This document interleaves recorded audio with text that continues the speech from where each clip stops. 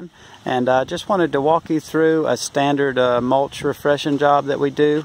We usually do these in the spring and fall for most customers.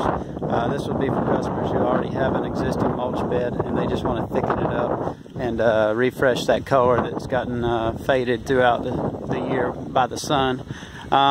So this one is pretty well maintained. Our normal process would be that we would come in here, we would re-edge the beds if needed, either with a trimmer by hand or with a bed definer machine if the edges are pretty rough.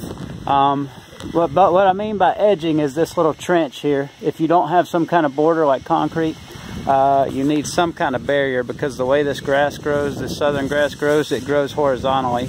So if you don't have some kind of edge you can maintain, the grass will take over your beds in no time. So what we're doing right now, since this has a pretty good edge, we're just using our trimmer and we're just freshening it up, getting that nice clean line. The next step we're going to do is Jonathan here, he's raking back the old mulch so that we have a nice thick layer of fresh new mulch towards the edge, and he's going to smooth out the beds and get it ready for the new mulch. Once we put down our new mulch, we'll add probably about 1.5 to 2 inch layer on top of what's already here.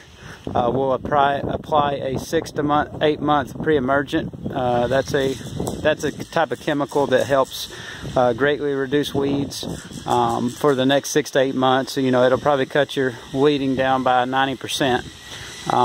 But that's our normal mulch process for refreshing beds. It's a little bit more in depth, you know, adding new beds or beds that haven't been refreshed in years.